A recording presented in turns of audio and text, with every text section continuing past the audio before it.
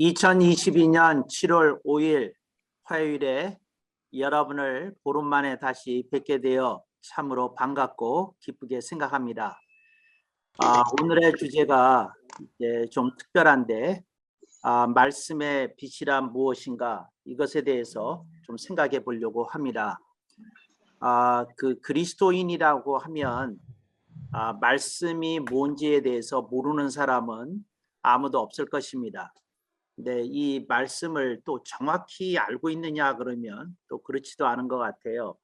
그래서 몇 가지 그 서론을 겸해서 또 개론을 겸해서 몇 가지 말씀을 드리려고 해요.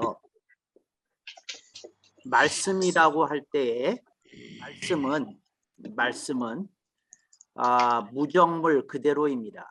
그러니까 생명체가 없는 그냥 그대로의 말씀은 그냥 말씀이에요.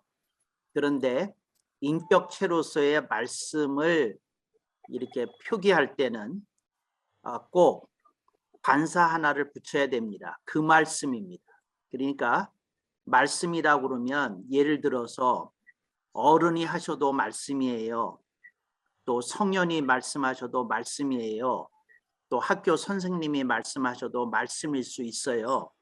근데 우리가 그 로고스 예수 그리스도를 말씀으로 표현할 때에 그 말씀은 필히 그 말씀으로 번역되어져야 합니다.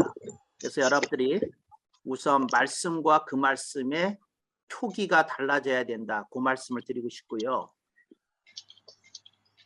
그래서 그 말씀이 뭐냐? 말씀으로서의 예수님입니다. 그러니까 여러분들이 그 말씀과 말씀이 구별되어진다 하는 걸 여러분이 알았으면 좋겠어요. 그 다음에 또 하나가 더 있습니다. 하나님의 말씀이 있어요. 이건 하나님이 하신 말씀이라는 뜻입니다. 근데 이게 성경의 대명사이기도 합니다. 그래서 하나님의 말씀이 있고 그 다음에 그 말씀이 있다. 여러분들이 이렇게 이해하시면 되겠습니다. 근데 여러분들이 그 하나님의 말씀을 하잖아요. 설교를 통해서 혹은 강의를 통해서 여러분이 하나님의 말씀을 선포하고 가르치는데 그 말씀은 뭐냐? 그 말씀은 뭐냐면 가르친 말씀이에요. 가르친 말씀 또는 설교 말씀입니다. 그러니까 여러분들이 하나님의 말씀과 그 말씀과 가르친 말씀 요 세 가지는 여러분들이 이제 구별할 필요가 있겠다 하고 말씀을 드립니다. 이게 무슨 말이냐면 어떤 분이 설교를 했어요. 이제 가르친 말씀이지요. 그런데 그 말씀이 성경하고 100% 합치하느냐 아닌 부분도 있을 수 있잖아요. 그래서 그 하나님의 말씀과 가르친 말씀이 그 늘 순도가 같게 나오는 건 아니다. 이걸 명심할 필요가 있습니다. 그래서 하나님의 말씀은 100%이고요. 완전 무결하고요. 그렇지만 사람이 가르치는 어떤 사람은 제가 100% 가정으로 일 수 있겠고 어떤 사람은 95점이 나올 수도 있고 또 60점이 나올 수도 있고 이제 이렇다 하는 걸 여러분들이 기억하면 좋겠습니다.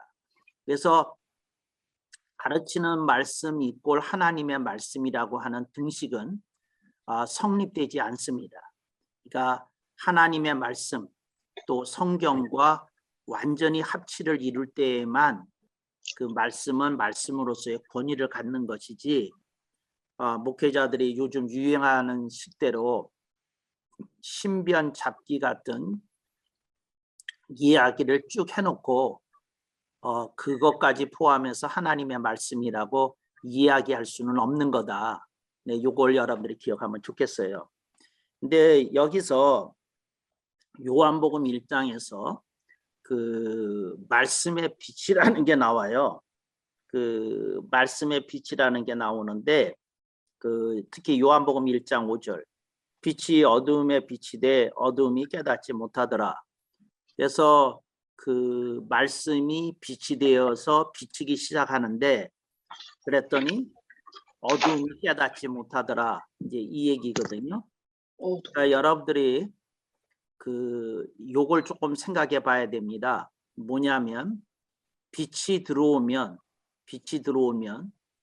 어두움이 쫓겨나기만 하는 게 아니라 어둠의 존재가 드러납니다. 그러니까 예를 들자면 여러분이 어떤 동물을 탐사하게 되었어요. 근데 여러분이 머리에다가 헤드 기어를 이렇게 장착했는데 헤드 기어 그 중앙에 램프가 달려 있어요. 그래서 이게 켜놓으니까 환하게 그 앞을 비치지 않습니까? 동굴이 수백 미터에 이르는 동굴인데 그러면 이 램프가 비치는 곳은 어떻게 되겠습니까? 환하지요. 근데 램프가 닿지 않는 데는 아직 껌껌한 대로, 어두운 대로 그대로 있는 겁니다. 그래서 빛이 드러나는 순간 무엇과 무엇이 공존합니까? 이제 빛의 세계와 어두움의 세계가 이렇게 공존하더라. 요걸 여러분들이 이제 기억하면 좋겠습니다. 장성 교수의 강의를 들을 때 이 현상이 특별히 강력하게 일어나요. 그래서 여러분들이 어떤 거 깨닫고 환하고 그런 거 좋은데 어둠이 남아요. 근데 그 어둠이 생깁니다. 근데 어둠이 생기는데 그 어둠 때문에 예를 들어서 여기 장공모 모임에 들어왔다가 이제 얼마 안 돼서 이제 탈락하시는 분들도 생기기도 하고 또 여러분들 가운데 꾸준히 들어오기는 하지만 그 어두움 때문에 좀 힘들어하는 분도 있고 이제 그래요. 그래서 제가 그 어둠에 대해서 좀 얘기를 하려고 그래요. 여러분이 여기서 어떤 말씀을 듣든지 간에 여러분이 성경을 갖고 상고해 보셔야 됩니다. 그리고 성경을 갖고 질문을 하셔야 되고 반문을 하셔야 되고 그런데 그 장성 교수가 가르치는 그 내용이 성경과 합치하는 거라면 여러분 마음속에 어둠이 생기는 게 그게 병입니다. 그러니까 만약에 여러분들이 이건 성경의 가르침하고 좀 다른데 하고 여러분들이 생각해서 걸렸다면 그건 어둠이 아니에요. 그건 빛이지. 근데 만약에 성경대로 가르치는데 그게 여러분에게 어둠을 일으키고 있다면 그건 여러분이 그 어둠에 대해서 직면할 필요가 있다. 네, 이거 심각하게 느끼시고 이렇게 생각해 보실 수 있기를 바랍니다. 지금 전 세계에 유행하는 복음의 갈래가 있어요. 근데 복음의 한 갈래인데 이게 뭐냐면 사람의 자존심을 존귀하게 표현하고 평가하는 그런 신학적인 흐름이 있어요. 그래서 그 사람의 자존심, 또 자기 존재, 자기애에 대해서 상당히 중요하게 생각하고 평가하는 그런 신학적인 흐름들이 목회 현장에서 많이 나타나고 있어요. 그래서 뭐 당신은 하나님이 두고 보시기에도 아까운 사람입니다. 뭐 이런 얘기라는 거. 하나님이 인간이 되셔서 당신을 위해서 죽으실 만큼 당신은 고귀한 존재입니다. 뭐 이러는 거. 또 당신이 있기에 세상이 존재하는 겁니다. 뭐 이러는 거. 여러 가지 얘기를 하면서 사람들의 자존심 내지 자기애든지 또 자기 중심적인 그 어떤 것을 부추기는 그런 그 신학적인 흐름들이 목회 현장에서 많이 있어 왔어요. 근데 제가 여러분한테 얘기합니다. 뭐가 얘기하느냐면 그게 전부 성경적 가르침이 아니라는 거예요. 그래서 여러분들한테 그냥 한 단어를 얘기하면 거기서 끝장이 날 거예요. 그리스도 안에서 엔 크리스토스. 그리스도 안에서라는 말이 무슨 말이냐면 당신은 없다 그 말이에요. 당신은. 그리스도 안에서라는 말은 당신은 없다는 거예요. 왜냐하면 당신이 그리스도 속으로 들어갔기 때문에 당신의 존재감은 없고 누구의 존재감만 있느냐면 예수님의 존재감만 있다는 거거든요. 그리스도 안에서라는 말은. 이는 내게 사는 것이 그리스도니 내가 죽는 것도 유익함이라. 이게 자기 존재감이 있는 사람이 할 말이 아니거든요. 그러니까 여러분들이 그리스도 안에서가 성경적인 가르침이지 자기 존재의 중요성을 부각시키는 게 성경적 가르침이 아니다. 이걸 여러분들이 인지를 하셔야 돼요. 그런데 여러분들이 잘 들으셔요. 저는 길을 열어드릴 테니까 뭐냐면 그리스도 안에서라는 신학과 자기 존재감의 신학을 병행시킬 수 있는 게 성경의 가르침입니다. 그 당신이 증명할 수 있으면 그렇게 가르쳐도 돼요. 그러니까 성경은 그리스도 안에서도 가르칠 뿐만 아니라 또 한 가지를 더 가르치는데 자기 존재감에 대해서도 가르치는 게 성경의 가르침입니다. 그러면 그렇게 가르쳐도 돼요.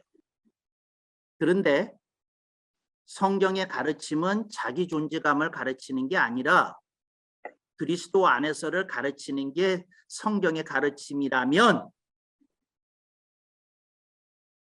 자기 존재감을 붙들고 있기 때문에 그리스도 안에서를 다양한 각도에서 조명하는 장송 교수의 가르침이 당신 내부의 어둠을 일으킬 거라는 겁니다. 어둠을. 그래서 듣기가 힘든 거예요.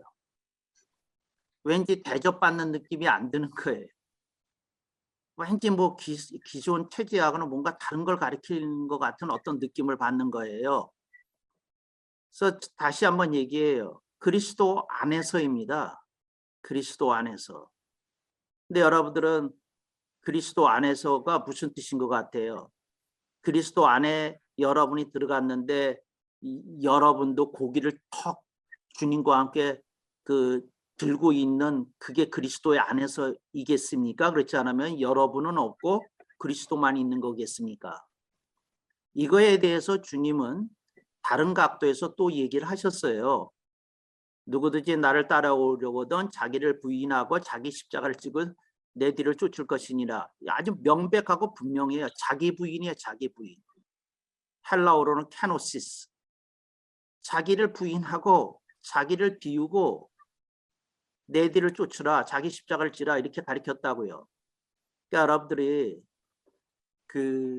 제 강의를 듣다 보면 제일 부딪히는 부분이 뭐냐면 5글자예요. 자기 존재감. 그래서 여러분들이 자기 존재감에 대해서 좀 생각을 해봐야 돼요. 그래서 근데 내가 얘기하잖아요. 내가 뭐라고 얘기하느냐면 그리스도인은 존귀하다는 단어를 사람에게는 못 쓴다고. 주님께만 쓸 수 있다고. 존귀하다고 얘기할 때. 그러니까 존자는 못 붙여요. 당신은 귀한 분입니다. 까지는 돼요. 근데 존귀, most high 이 표현은 주님께만 써야 돼. 존귀하다는 말. 근데 왜 그러냐? 그리스도 안에서의 신학이다 그 말이에요. 그런데 이르면 내가 이해를 해요. 아, 교수님 대단히 죄송한데요. 저는 2가지를 병행해서 가리키는 게 제 신학입니다. 그래서 그리스도의 안에서 플러스 자기 존재감의 신학 이꼴 내 신학 이러고 여러분이 가르칠 수는 있어요. 자 봐요. 그래서 빛이 어둠에 빛이 돼 어둠이 깨닫지 못하더라. 어둠이 깨닫지 못하더라 하는 말이 무슨 말이에요? 자기 소신을 붙들고 있거든. 자기 소신을. 또 나아가서 뭐를 붙들고 있느냐면 자기 경험을 붙들고 있거든. 자기 소신과 자기 경험을 붙들고 있어. 그 다음에 자기 소신과 자기 경험만 붙들고 있나? 아니야. 한 가지 더 붙들고 있어. 뭐를 붙들고 있을까? 자기 환경을 붙들고 있어.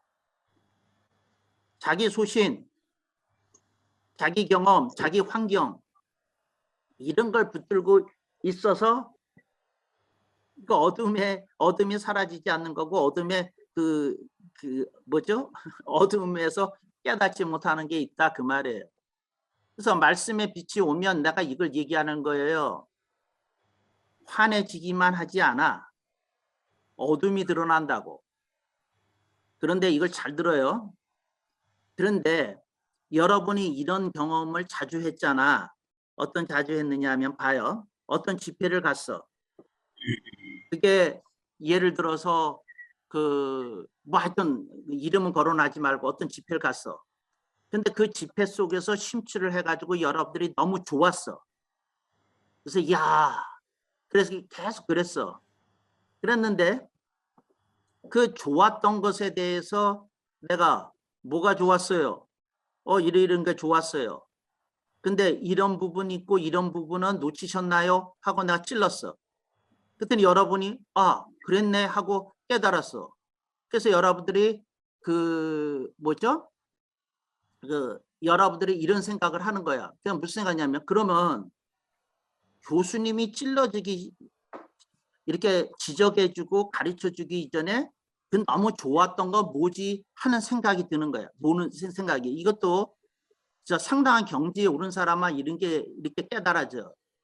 내 말 무슨 말인지 알겠어요? 한때 나를 너무 미치도록 좋게 만들었던 그 가르침이 교수님의 강의를 들으니까 어떤 하자가 보이고 어떤 부족함이 보이고 어떤 결핍이 보이는데 그렇다면 그때 내가 환하게 깨달았고 울었고 막 춤출 듯이 기뻤던 그건 뭐였지? 하는 생각이 들잖아. 근데 그 구절에 대한 해답이 어디에 있느냐면 14절에 있는 거야. 14절에. 그러니까 여러분들이 뭐에 빠져 있었는지 그 보여주는 게 14절. 시작. 말씀이 육신이 되어 우리 가운데 거하심에 우리가 우리가 그 그의 영광을 보매 아버지의 아버지 독생자의 독생자의 영광이요 영광이요 은혜와 은혜와 진리가 진리가 충만하다. 충만하더라. 그게 아멘. 뭐냐면 여러분들은 은혜주의에 심취했던 거야. 은혜주의에. 근데 예수님의 빛은 성경이 분명하게 언명하시기를 은혜도 있고 진리도 있다고, 은혜도 충만하고 진리도 충만하다고, 둘 다 충만했다고 언명하고 있다는 거지. 근데 여러분들은 내내 뭐에 취해 있었느냐 하면 은혜에 충만했었던 거지. 근데 은혜가 충만했는데 어떤 현상이 있었다는 거야. 부분적이긴 하지만 진리가 충만하지 않았다는 거지. 진리가. 여러분, 은혜와 진리가 둘 다 100%로 충만해야 돼. 200%. 근데 은혜만 충만했던 것은 나중에 보면 하자가 드러나. 하자가. 그러니까 여러분들이 탁 하고 이렇게 깨달아야 되는 거예요.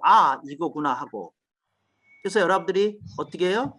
은혜와 진리가 둘 다 충만해야 돼. 뭐만 충만하지 않고 은혜만 충만하지 않고. 어떤 교회에서 집회를 하는데 누가 그걸 또 카운트했더라고요. 주일 예배를 드리는데 유행가를 7곡을 불렀대. 난 믿어지지 않는데 하여튼 7번을 불렀대요. 근데 모든 성도들이 그 유행가를 통해서 어떤 측면을 그 강의하는 그 설교의 은혜를 아주 듬뿍 그날 따라 받았다는 거야. 누가 나한테 물어서 그 현상이 뭡니까? 은혜 충만이다. 그럼 된 거 아닌가요? 내가 하는 말이. 진리가 결핍되어 있었다. 은혜만 충만하다니까. 은혜만. 진리가 결핍되어 있었다고. 진리가. 은혜도 충만하고 진리도 충만해야 돼. 은혜도 충만해야 돼. 예를 들자면 여러분이 생각하는 거는 이런 거야. 나는 못 본 채 하는 게 하나도 없거든. 근데 여러분이 생각할 때 좀 못 본 채 해주셨으면 좋겠거든. 그게 은혜주의야. 근데 나는 성경을 따르거든.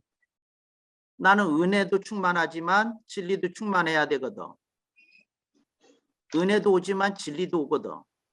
여러분, 은혜는 싸매는 효과가 강력하고 진리는 치는 효과가 강력해. 진리는 오면 아파. 매 맞는 것처럼 아파. 진리는 사람을 안온하게 만들어. 편안하게 만들어. 근데 진리는 사람을 때로는 두려움에 떨게도 만들어. 이게 은혜와 진리가 충만하다는 그 얘기야. 말씀의 빛이 오면 어떤 현상이 일어나느냐? 둘 다 일어난다 그 말이야. 은혜와 진리가. 은혜와 진리가. 은혜와 진리가. 그러니까 은혜와 진리가 충만해야 돼. 그런데 어떻게 충만해야 됩니까? 은혜 충만 100% 플러스 진리 충만 100% 이퀄 200% 충만이야. 둘 다 충만해야 돼. 50대 50이 아니야. 반반의 관계가 아니야. 은혜도 100가지, 진리도 100가지. 이게 이제 말씀의 빛인데 말씀의 빛이 가. 그러면 여러분들이 한국 강단이 지금 거의 붕괴되어 있어요. 어떻게 붕괴되어 있느냐면 은혜주의에 함몰되어 있어. 그래서 교인들이 편안하게 느끼면서 눈물을 흘릴 수 있으면 그게 최고야. 근데 아프게 하고 힘들게 하고 뭐하고 하는 건 절대 안 해. 그래서 뭐를 배제하고 설교를 하느냐 하면 진리는 배제하고 설교를 해. 그 측면을 배제하고. 근데 그걸 어떻게 하면 좋아요? 근데 그렇게 설교를 한다고. 그래서 내가 여러분한테 묻는 거예요. 여러분 설교에 말씀의 빛이 제대로 나오냐고. 말씀이 다양하게 비유돼. 그러니까 물로도 비유되고 뭐 다양하게 비유되는데 지금 이 시간은 말씀의 빛이라는 측면에서만 생각하는 게 말씀이 비유되는 게 빛만 있다는 건 결코 아니에요. 근데 오늘은 말씀의 빛을 배우는데 말씀의 빛이 오면 어떤 일이 벌어지는지 얘기하는 거야. 뭐냐면 사람이 너무 기뻐, 감격스러워, 은혜야. 그런데 또한 굉장히 아파. 이게 진리야. 이거 봐요. 복음을 듣고 깨달았어. 이거 봐. 여러분이 어떤 복음을 증거했는지를 지금 당장 보여드리는 거야. 여러분이 사형리를 통해서 어떤 형제에게 복음을 증거했어. 형제가 펄펄 뛰면서 주님을 영접하고 너무 좋아했어. 이게 은혜주의의 복음이야. 근데 제대로 된 복음을 증거했으면 어떤 일이 벌어지는지 알려드릴게. 내가 USC에서 복음을 증거할 때 한번 그런 일이 있었어요. 이제 몇 차례 이제 그 접촉을 통해서 어떤 친구가 복음이 뭔지를 깨달았어. 근데 얘가 통곡을 시작하는 거야.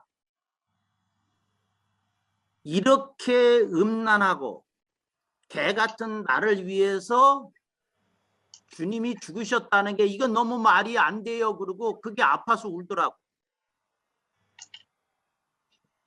구원받은 것에 감격해서 우는 것만 있어.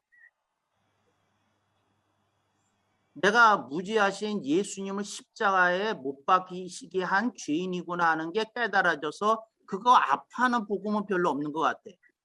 근데 그 친구는 내 얘기를 듣고 그걸 아파하더라고. 그래서 내가 그때 그 생각을 했어요. 이게 지성인이어서 이걸 이렇게 깨달은 건가? 그런 생각이 들었어.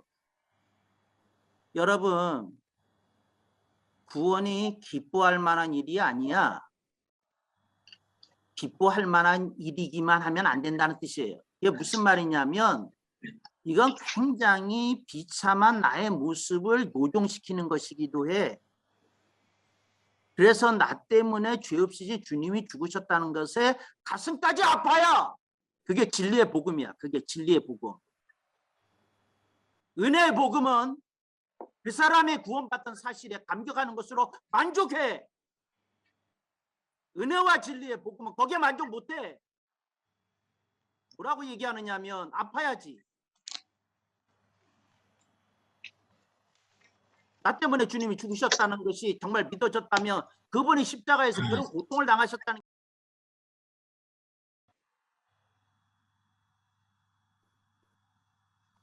은혜의 복음이 효과적이야. 그러나 사회를 부패하게 만들어. 너무 값싼 복음에 취해가지고 죄를 두려워할 줄 몰라. 죄를. 왜? 언제든지 구원은 기다리고 있고 용서해 줄 준비가 언제나 돼 있거든. 그 사람 깨달은 복음은.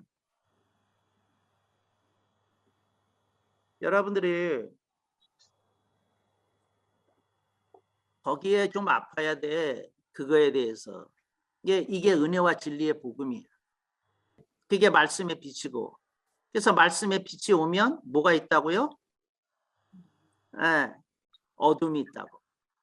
말씀의 빛이 오면 뭐가 있다고? 기쁨과 함께 아픔이 있어. 기쁨과 함께. 복음을 제대로 깨달은 사람에게는 이런 현상이 일어나. 근데 복음을 반쪽만 가리키면 반쪽 현상이 일어나.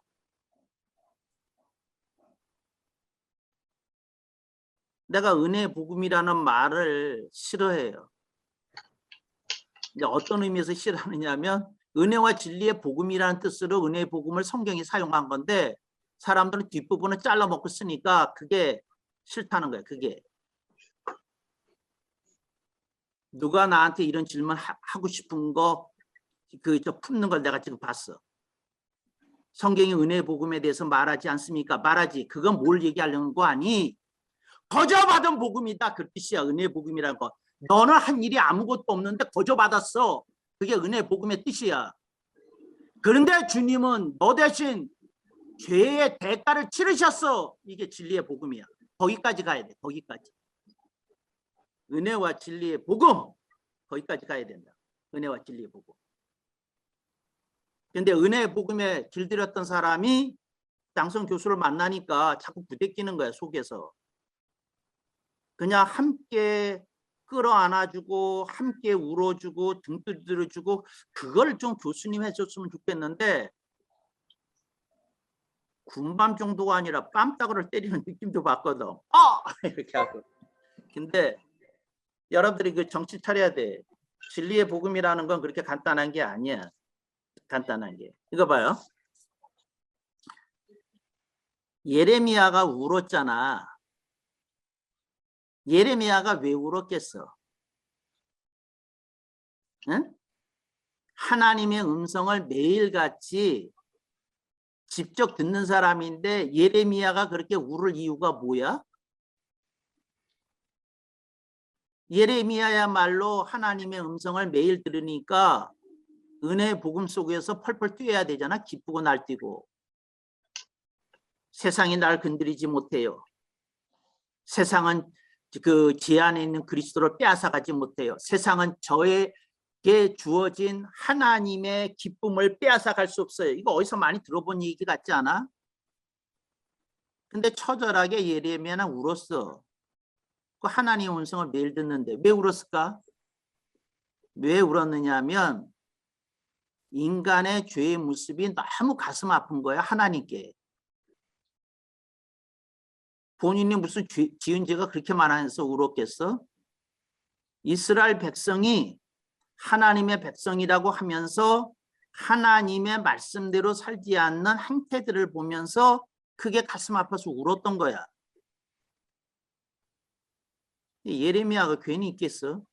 근데 그 의미, 그걸 그렇게 생각하면서 이렇게 가슴 절절하게 이렇게 생각해야 되는데, 이거 정말. 근데 여러분들이 그거 왜 울었는지 이렇게 생각해 보면서 그거 해야 돼. 그래서 내가 만든 말이 있어요. 반쪽 복음이라고. 여러분이 은혜와 진리의 복음에서 반쪽만 가리켰을 수 있어. 반쪽 복음이야.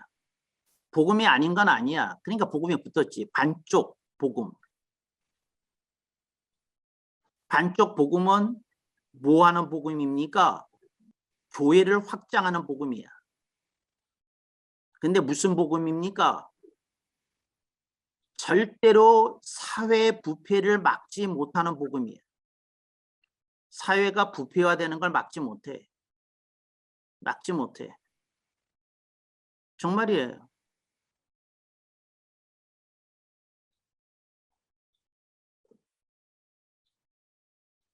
어떻게 하나님을 믿는 사람이 차별금지법을 찬성할 수 있겠어? 여러분, 더불어민주당에 있는 국회의원들 가운데 상당수가 그리스도인이야 장로들이고 안수집사고. 그런데 그들 중에 상당수가 차별금지법을 찬성해.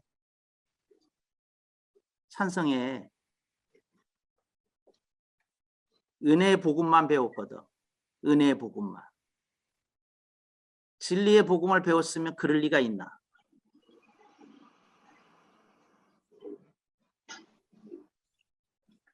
여러분들이 이걸 좀 은혜와 진리가 충만하더라. 근데 은혜와 진리가 충만하더라. 그 14절 앞에 뭐가 있느냐면 아버지의 독생자의 영광이요 그랬거든. 이게 무슨 말이냐면 영광이 드러난다는 거지. 그 복음에서는. 근데 어떤 사람이 예수를 믿고 구원은 받았는데 생활은 개차반이야.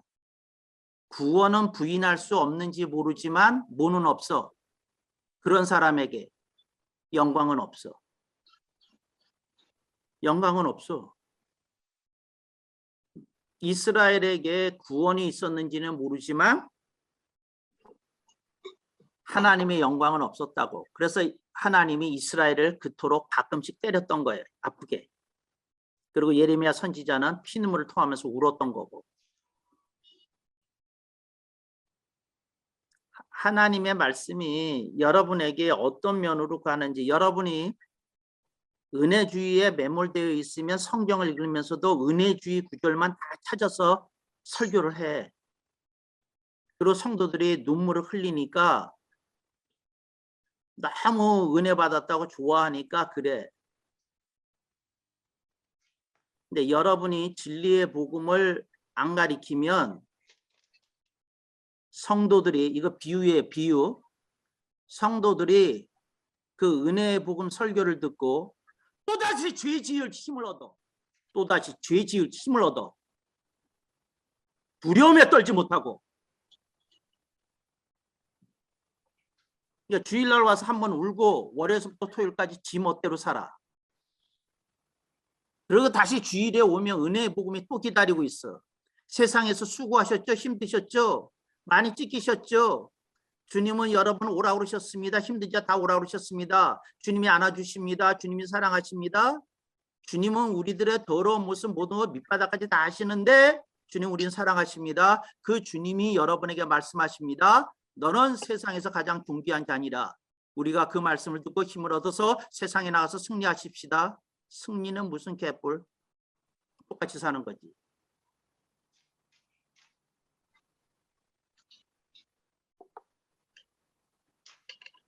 그래서 말씀의 빛이야.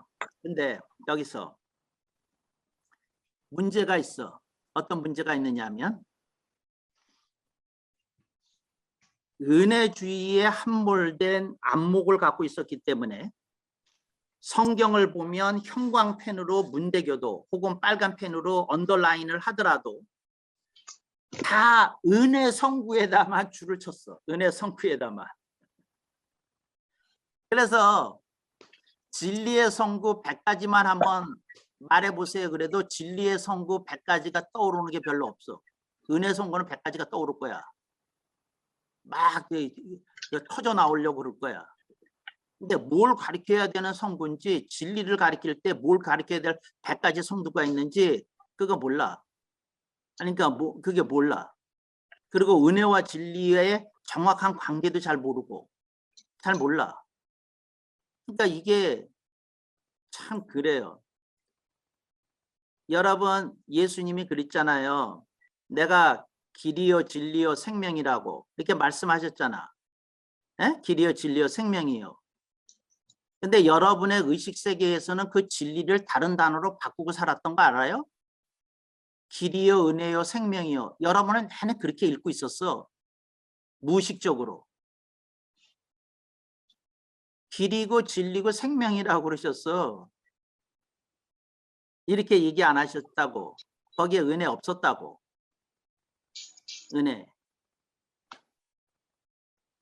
내가 그 초등학교 5학년 때인가 뭐 하여튼 그랬는데 내가 우리 아버님이 감리교 목사님이시잖아요. 내가 물었어. 아버지 이거 이상합니다. 뭐가 이상하냐. 왜 길이요 진리요 생명이라고 그러셨습니까? 인간은 죄인이기 때문에 진리의 길 못 가는데 이거 길이요 은혜요 생명이라고 그래야지 맞을 것 같은데 사도 요한이 잘못 들은 거 아닙니까? 내가 이렇게 물었다니까. 아니 여러분은 무슨 얘기를 해야 웃어? 정말 전혀 웃지를 않네 정말. 아니 초딩 5학년이 그런 거 물었다 그러면 좀 기특해서 웃기라도 좀 해야지 뭘 들어. 내가 우리 아버지한테 물어봤다니까. 근데 예수님은 왜 은혜를 얘기 안 하고 여기서 진리를 얘기하셨나요?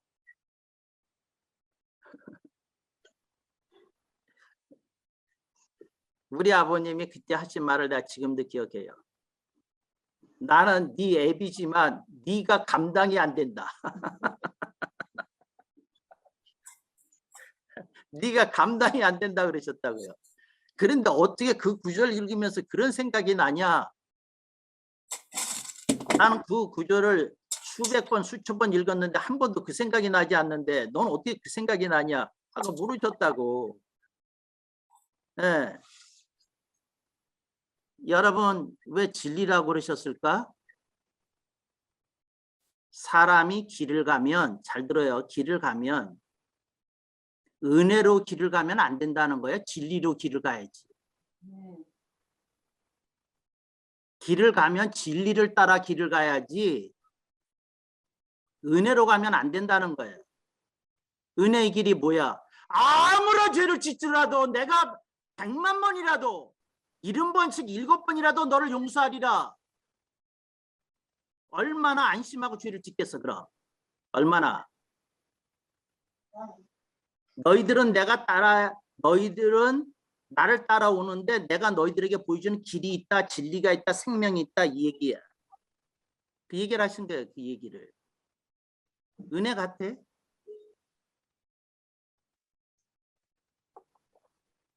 우리가 은혜로 거저 구원을 받지만 제대로 복음을 가리키면 제가 하는 얘기는 이거예요. 아프다 그 말이야. 아프다. 주님이 나 때문에 죽으신 것 때문에도 아파야 정상이다 그 얘기를 하는 거야. 내 얘기를. 그 사람이 결심한 그 자리에서. 그게 정상이지. 누가 나를 건지기 위해서 대신 죽으시고 십자가에서 그 4군데 못이 박히시고 등어리는 채찍으로 찢으셨고 머리엔 가시관 쓰셨고 그랬는데 내가 너무 미안해서 죄송해서 황송해서 감당이 안 돼서 울음이 나와야 정상이지 뭔 소리야. 어떻게 펄짝펄짝 기뻐서 뛸 수만 있느냐고. 정상이 뭔지를 알아야지 정상이.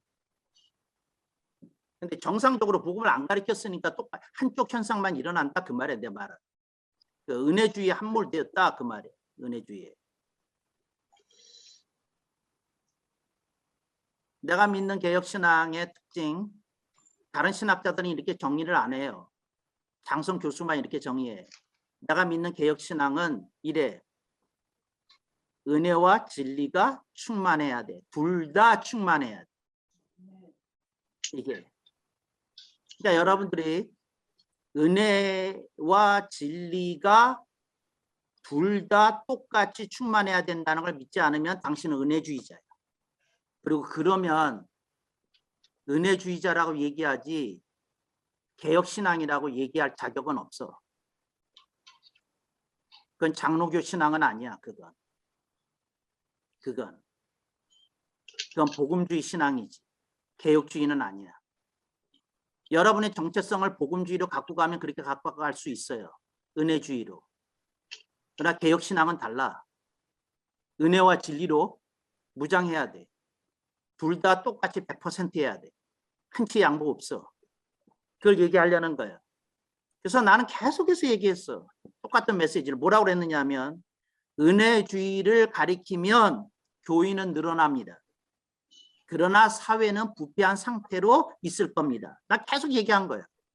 그래서 한국 선교사들이 가니 한국 선교사들은 은혜주의에 완전 무장이 잘 된 분들이니 그 선교주의에 한국화 현상이 일어날 겁니다. 한국화 현상이 뭡니까?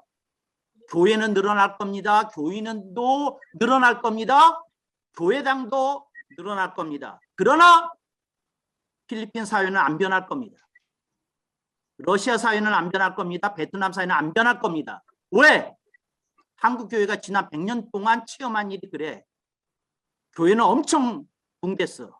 근데 사회는 꿈쩍을 안 해. 사회는 꿈쩍을 안 해. 여러분, 기독교인의 70%가 술을 마셔. 70%가 지금 그 정도까지 갔어. 목사들 중에 반이 술을 마셔. 그러니까 내가 목사들 중에 술 안 마시는 사람밖에 그래. 목사들이 처음 술을 배우는 데가 비행기야. 왜? 비행기에서 공짜로 맥주를 주고 뭐 샴페인 주고 막 그러거든. 그러니까 살짝 먹어도 되겠지 그래요. 내가 우스갯소리 하나 할게요. 어떤 분이 교인들한테 술 마시면 안 된다 그러다가 샴페인 드릴까요? 그랬는데 잔을 내밀어서 따르는데 저쪽 편에서 목사님 그러더래. 자기가 집회 갔던 교회 집사가 저쪽에 있었대. 부끄러워서 죽는 줄 알았대. 근데 그 사람이 짓궂어. 부부가 내기를 하고 있었대. 저 목사님 저 샴페인 받을까 안 받을까?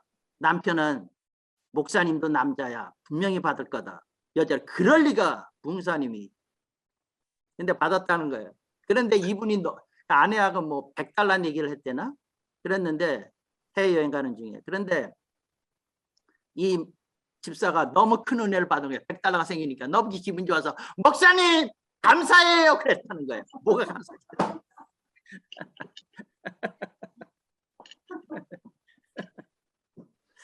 다른 분한테 감사를 일으키는 목사님 되실래요?